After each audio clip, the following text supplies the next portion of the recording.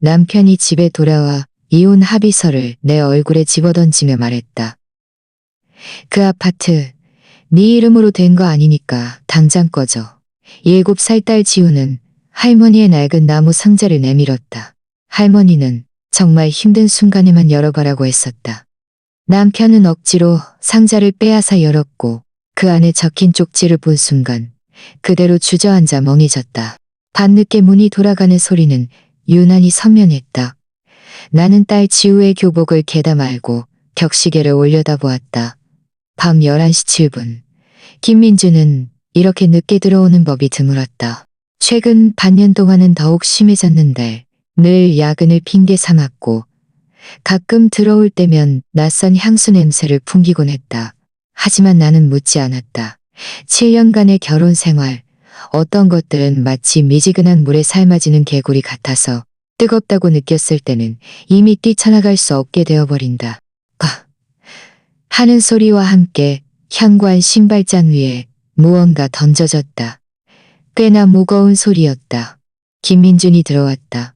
닭비싼 가죽 구두 밑창에는 바깥의 흙먼지가 그대로 묻어 있었고 그는 깨끗한 마루 바닥 위를 그대로 걸어 들어왔다.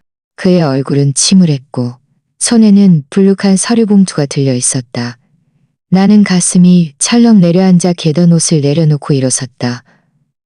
왔어요? 식사는요? 국은 아직 따뜻하게 데워져 있는데. 됐어. 김민준이 차갑게 얼음장 같은 목소리로 내 말을 끊었다. 그는 거실 테이블 앞으로 걸어와 나를 쳐다보지도 않고 서류 봉투에서 몇 장의 종이를 꺼내 탁 소리가 나게 내 앞에 던졌다. 종이들이 흩어지고 가장 위쪽에 굵은 글씨로 쓰인 한 줄이 내 눈을 찔렀다. 이혼 합의서. 사인해. 그가 두 단어를 뱉어내며 나를 내려다보았다. 그의 눈빛에는 한 조각의 온기도 없었고 노골적인 자진과 무언가로부터 벗어나려는 절박함만이 가득했다. 나는 멍하니 서 있었다. 손가락은 무의식적으로 오그라들었고 손톱이 손바닥을 파고들었다. 뭐예요? 월시침이때. 김민준이 비웃으며 종이 합의서를 손가락으로 가리켰다. 이 뜻이잖아. 이혼, 집, 차, 예금 다 너랑 상관없어. 새 아파트 등기부등본 봤지? 네 이름 없어. 딸은 내가 키울 거고 넌 양육비나 내. 빨리 사인하고 내 짐 챙겨서 꺼져. 단어 하나하나가 독을 바른 바늘처럼 나를 찔렀다. 머리가 어지러웠다. 새 아파트. 그곳은 김민준과 내가 함께 인테리어 시장을 돌아다니고 내가 임신한 몸으로 가구점을 드나들며 딸이 자라는 모습을 평생 함께할 집이라 믿었던 곳이었다. 그는 대출 편의를 위해 자기 이름만 넣자고 했고 나는 그걸 믿었다. 7년. 25살에 그를 따라 지하 단칸방에서 살았고 한 달 내내 컵라면에서 살았고 한 달 내내 컵라면만 먹으며 버텼다. 그의 사업이 조금씩 자리를 잡을 때까지 함께까지. 김민준. 내 목소리가 떨렸다. 무슨 소리예요? 딸은 왜 당신한테 가야 하는데요? 새 아파트 계약금 절반은 우리 부모님이 보태주신 거예요. 증거는? 김민준은 짜증스럽게 손을 휘저었다. 은행 거래네요. 계좌 이체 기록. 유리. 흰 종이에 검은 글씨로 적힌 등기부등본에는 내 이름 김민준만 있어. 네 부모님 돈은 진작에 내가 빌린 걸로 쳤고 그동안 네가 내 돈 먹고 입고 했으니 이미 다 갚은 거야. 쓸데없는 소리 말고 사인이나 해. 눈물이 시야를 흐렸다. 나는 온몸이 떨리고 소리를 지르고 싶었다. 이 종이를 갈기갈기 찢어버리고 싶었지만 목구멍이 무엇인가에 막힌 듯 소리가 나오지 않았다. 사람의 마음이 이렇게까지 잔인하고 추악해질 수 있다니. 바로 그때 우리 침실 문이 조용히 살짝 열렸다. 7살 딸 지우가 잠옷바람으로 맨발로 서 있었다. 커다란 눈에는 두려움과 불안이 가득했다. 지우는 테이블 위에 합의서를 보았고 아빠의 차가운 얼굴을 보았고 엄마 얼굴의 눈물을 보았다. 김민준이 미간을 찌푸렸다. 지우야, 가서 자. 지우는 움직이지 않았다. 나를 한 번 바라보더니 갑자기 몸을 돌려 방으로 뛰어들어갔다. 몇 초 후 그는 색이 바랜 붉은 옷이 된 작은 나무 상자를 안고 뛰어나왔다. 그건 할머니가 돌아가시기 전 내게 남겨주신 것이었다. 할머니는 그때 내 손을 잡고 신신당부하셨다. 유리야, 이 상자는 잘 보관해라. 아무에게도 주지 말고 함부로 열지도 마. 함부로 열지도 말고, 함부로 열지도 마. 함부로 열지도 말고, 정부로 열지도 말고, 죽을 것 같이 힘들 때 그때 열어봐라. 아마 조금은 도움이 될 게다. 지우가 나무 상자를 내게 건네며 작은 목소리로 말했다. 엄마, 할머니 상자예요. 나는 딸의 맑은 눈을 보며 마음이 시큰하고 아팠다. 그 묵직한 나무 상자를 받아들었다. 상자는 무척 낡아서 모서리 부분에 칠이 많이 벗겨져 있었고 작은 노슬 자물쇠가 걸려 있었다. 김민준의 시선이 즉시 상자에 꽂혔다. 그의 눈에 의아함이 스쳤다가 곧 경멸과 경계심으로 바뀌었다. 뭐야? 한유리, 또 무슨 꼼꼼이야? 낡은 상자 하나 들고 와서 귀신이라도 부를 셈이야? 나는 그를 무시했다. 차가운 노슬 자물쇠를 엄지손가락으로 쓰다듬었다. 할머니, 이게 할머니가 말씀하신 죽을 것 같은 순간인가요? 이리네. 김민준이 갑자기 한 걸음 앞으로 다가와 상자를 뺏으려 했다. 그의 움직임은 빠르고 거칠었다. 나는 무의식적으로 상자를 움켜쥐었지만 그는 이미 상자의 다른 쪽을 잡아 힘껏 잡아당겼다. 나는 휘청거렸고 상자가 손에서 벗어났다. 아빠? 지우가 놀라 소리쳤다. 김민주는 상자를 빼앗아 이리저리 흔들었다. 안에서 종이가 바스락거리는 미세한 소리가 들렸다. 그의 얼굴에 짜증스러운 표정이 떠올랐다. 쓸데없이 신비로운 척은. 그는 좌우를 살피더니 낡은 나무 상자를 그대로 잡아 대리석 테이블에 힘껏 내리쳤다. 안 돼요. 내가 비명을 질렀다. 쨍그랑 하는 날카로운 소리가 났다. 그 낡은 나무 상자는 원래 튼튼하지 못했고 옆면이 단번에 부서져 열렸다. 김민주는 틈새를 따라 거칠게 손으로 벌렸다. 나무 상자의 뚜껑이 완전히 젖혀지고 안에 있던 물건들이 쏟아져 나왔다. 내가 생각했던 무슨 가문의 보물 같은 것은 아니었다. 그저 노랗게 바랜 종이, 쪽지 한 장이 가지런히 접혀 있을 뿐이었다. 김민주는 비웃으며 허리를 굽혀 종이를 주워들었다. 거실의 밝은 조명 아래 대수롭지 않게 훑어보았다. 다음 순간 그의 얼굴에 있던 경멸, 침울한, 짜증 등 모든 표정이 순식간에 얼어붙었다. 그의 눈은 크게 휘둥그레졌다. 마치 세상에서 가장 끔찍하고 믿을 수 없는 것을 본 것처럼. 쪽지를 쥔 손가락이 격렬하게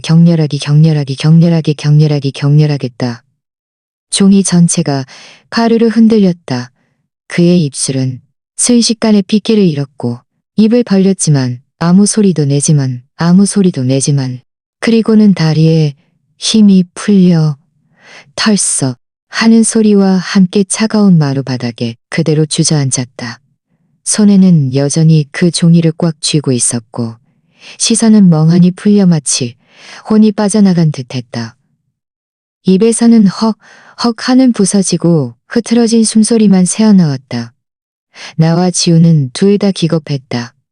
방금 전까지 기세등등하게 내게 사인하고 꺼지라고 했던 김민준이, 소리고 그했던 김민준이 순식간에 썩은 진흙처럼 바닥에 쓰러져 죽은 재처럼 죽은 재처럼 변해 있었다. 나는 천천히 걸어가 쪼그려 앉아 그의 굳은 손가락 사이에서 그 종이를 조심스럽게 빼냈다. 내 시선은 쪽지의 내용에 닿았다. 단 한 줄을 본 순간 온몸의 피가 이 순간 머리 위로 솟구치는 듯했다. 노랗게 바랜 쪽지는 내 손가락 끝에 쥐어 있었는데 얇고 가장자리는 약간 해져 있었다. 위에는 할머니의 단정하면서도 약간은 힘있는 만년필 글씨가 쓰여 있었다. 단 몇 줄이었지만 유리 내 손녀 세빛동 갤러리아 아파트 3동 1702호는 내 평생 모은 돈으로 네 결혼 전 미리 전에 현금으로 구입한 것이다. 계약서, 완납 영수증, 그리고 명의신탁 공증 서류는 외곽의 낡은 주택, 내 방장록 밑에 보관되어 있다. 네 생년월일이 비밀번호다. 김민준과 그의 어미는 이 사실을 모두 알고 있다. 이 집은 김씨 집안과는 아무 관계없고 영원히 유리 너의 든데없고 영원히 유리 너의 든든한 거에 있다. 세빛동 갤러리아 아파트 3동 1700이요. 그곳은 바로 김민준이 지금 나를 쫓아내려는 그가 샀다고 주장하는 내 이름이 없는 새 아파트였다. 내 머릿속에서 웅 하는 소리와 함께 수많은 파편들이 순식간에 쏟아져 들어와 부딪히고 합쳐졌다. 결혼 전 할머니는 분명 내 손을 잡고 여러 번 물으셨다. 유리야, 정말 괜찮겠느냐? 그 김씨 모자는 마음 씀씀이가 그리 후덕해 보이지 않던데. 나는 그때 사랑의 눈이 멀어 김민준의 좋은 점만 보였고 할머니는 한숨을 쉬며 더는 말씀하지 않으셨고 몰래 내게 통장 하나를 주시며 비상금이니 누구에게도 말하지 말고 잘 간직하라고 하셨다. 그 돈은 나중에 김민준이 사업을 시작한 후 급하게 자금이 필요하다고 했을 때 내가 할머니 몰래 꺼내 그에게 주었다. 그 때문에 결혼 후 한참 동안 할머니를 찾아뵙지 못하며 마음의 죄책감을 안고 살았다. 알고 보니 할머니는 진작에 그의 본 모습을 꿰뚫어 보셨던 것이다. 그 비상금을 내가 썼다고 꼬집기는커녕 말없이 더 큰일을 해놓으셨다. 할머니는 언제 그 아파트를 사셨을까? 또 어떻게 김민준과 그의 어머니를 설득해 그런 명의신탁 방식으로 아파트를 김민준의 이름으로 해놓게 했을까? 할머니가 말씀하신 그들이 모두 이 사실을 알고 있다는 건 무슨 뜻일까? 그들은 아파트가 할머니의 것이라는 걸 분명히 알면서도 나를 속여 오늘 같은 날을 기다리고 있었던 걸까? 나는 고개를 획 들어 바닥에 주저앉아 핏기 없는 김민준을 바라보았다. 그의 이마에 맺힌 땀은 이미 목으로 흘러내리고 있었다. 그의 눈은 멍하니 풀려 있었고 입술은 무언가를 중얼거렸다. 자세히 들어보니 안 돼. 그럴 리가. 망했어. 였다. 김민준. 내 목소리는 예상외로 차분했고 심지어 나조차 알아차리지 못했던 서늘함이 담겨 있었다. 할머니 편지에 쓰인 게 사실이네요. 김민준은 온몸을 부들부들 떨었다. 마치 내 목소리에 찔린 것처럼 그의 풀렸던 시선은 어렵게 내 얼굴에 초점을 맞췄다. 그곳에는 믿을 수 없다는 듯한 경악과 모든 것이 들통난 후의 초라함과 절망감이 가득했다. 아냐. 이건... 그는 두서없이 손을 뻗어 그 종이를 빼앗으려 했지만 팔이 너무 힘없이 늘어져 들어올릴 수 없었다. 바빠. 지우가 그 소란에 겁에 질려 작은 목소리로 울기 시작했다. 딸의 울음소리에 나는 정신이 번쩍 들었다. 나는 깊이 숨을 들이쉬고 그 가벼우면서도 천근만근처럼 무거운 쪽지를 조심스럽게 접어 손바닥으로 전해지는 딱딱한 감촉은 마치 깊은 심연에서 갑자기 드리워진 밧줄 같아서 거의 질식할 것 같았던 내 마음이 무언가를 꽉 붙잡는 듯했다. 나는 눈앞에 7년간 한 침대를 썼지만 지금은 악기처럼 낯선 이 남자를 바라보았다. 그리고 겁에 질려 떨고 있는 딸을 보았다. 가슴속 차가운 절망감은 서서히 다른 더 날카롭고 뜨거운 것으로 대체되었다. 그것은 분노였고 농락당한 수치심이었고 뒤늦게 깨달은 배신감이었다. 하지만 그보다 더 큰 것은 배수의 진을 친 듯한 결심이었다. 할머니가 내게 길을 열어주셨는데 내가 여기서 주저앉아 울고만 있다면 하늘에서 지켜보시는 할머니께 정말 죄송한 일이었다. 지우야, 무서워하지 마. 엄마한테 와. 나는 딸에게 손을 내밀었고 목소리는 단단하고 분명했다. 지우는 바닥에 주저앉은 아빠를 보다가 다시 나를 보았다. 결국 내 품으로 달려들었다. 작은 몸은 여전히 떨리고 있었다. 나는 딸을 꽉 끌어안고 혼이 나간 듯한 김민준을 차갑게 곁눈질했다.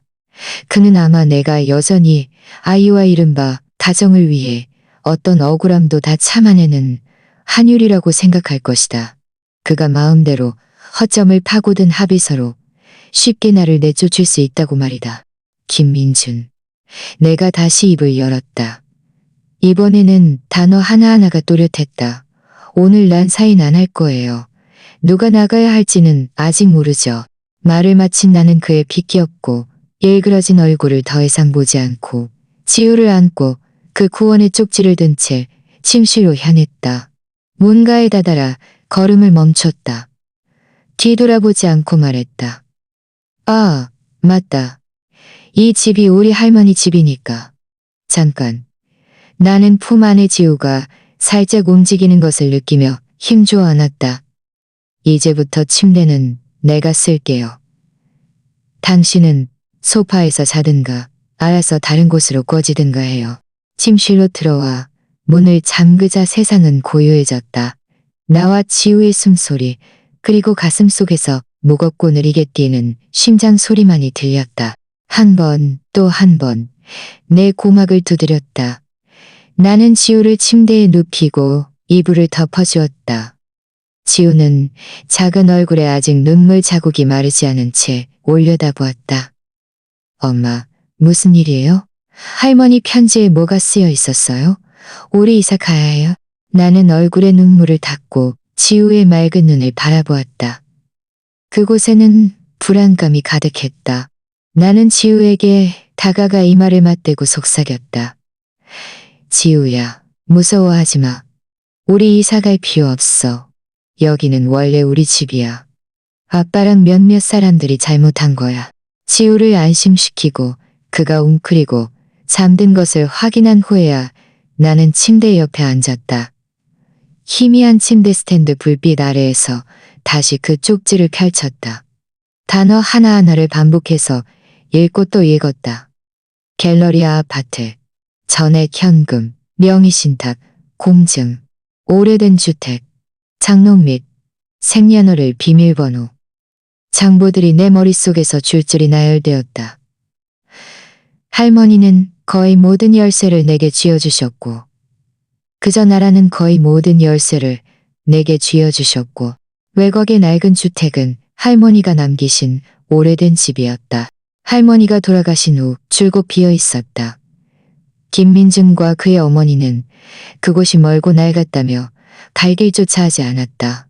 오히려 그곳이 가장 안전한 금고가 된 셈이었다. 김민준의 지금 반응은 이미 편지의 진실성을 입증했다. 그는 곡에 질렸다. 그는 곡에 질렸다. 그가 두려워한 것은 내가 아니라 이 편지 뒤에 숨겨진 의미였다. 그가 당당하게 자신의 것이라 주장하며 나를 내쫓는 가장 큰 무기로 삼았던 그 집이.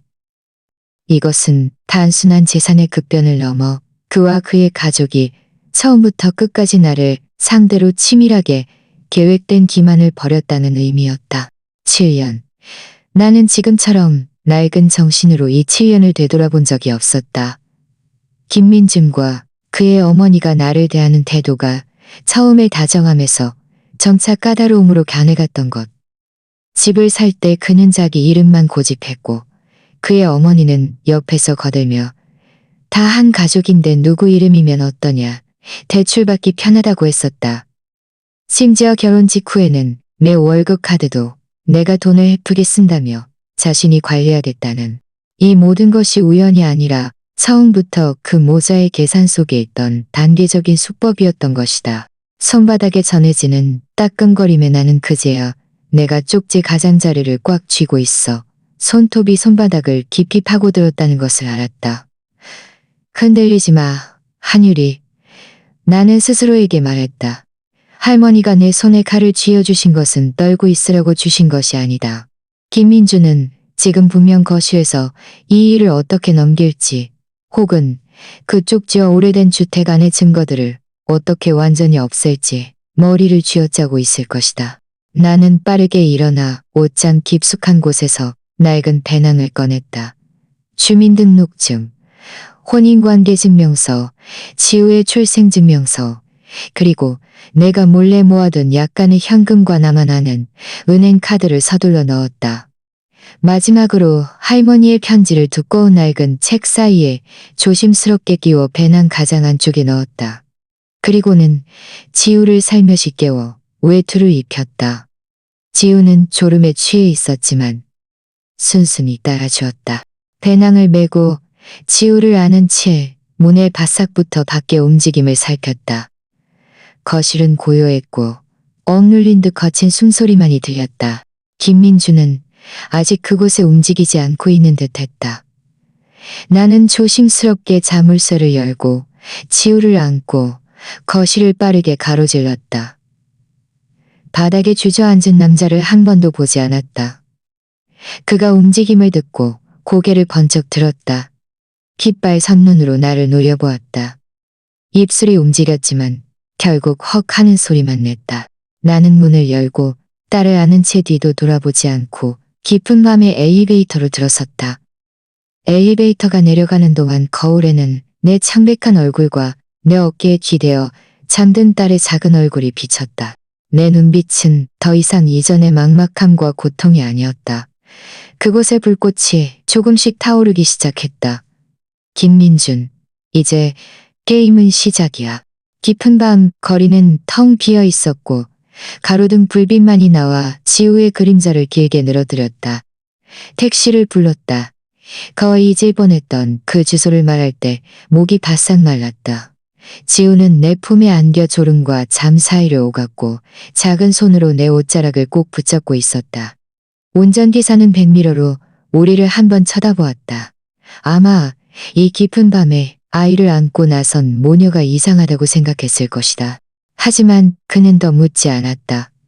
차창 밖으로 도시의 불빛들이 뒤로 빠르게 스쳐 지나갔다. 그 불빛들은 화려했지만 내 마음속까지 비춰주지는 못했다. 내 손은 줄곧 배낭 위에 놓여 있었다. 창 너머로 그 구원의 책에 단단한 윤곽과 그 안에 든 얇은 종이가 느껴졌다. 오래된 주택은 도시 외곽의 재개발을 기다리는 낡은 주택가에 있었다.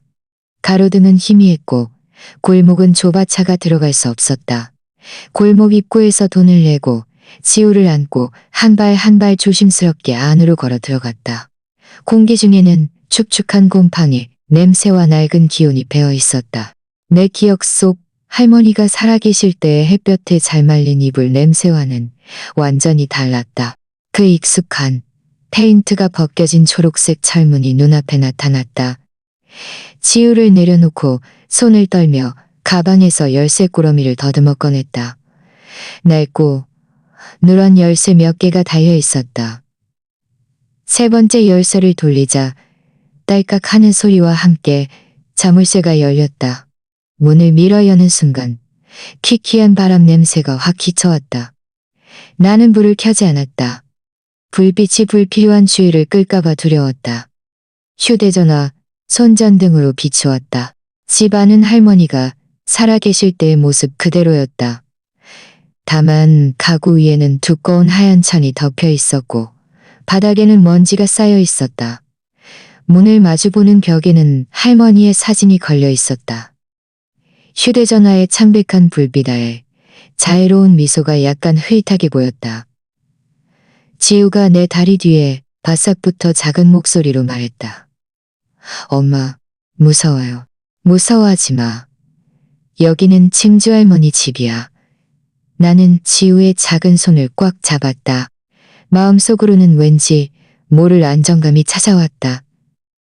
할머니가 이곳에서 여전히 나를 지켜보며 용기를 북돋아 주시는 것 같았다.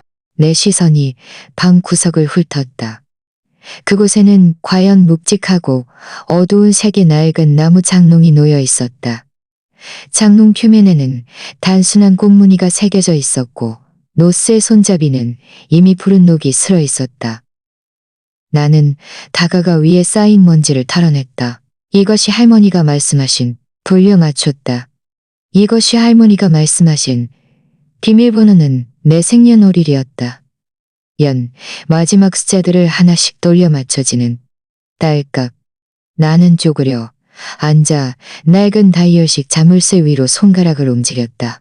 하는 가벼운 소리와 함께 잠금 장치가 풀렸다. 내 심장이 격렬하게 뛰기 시작했다.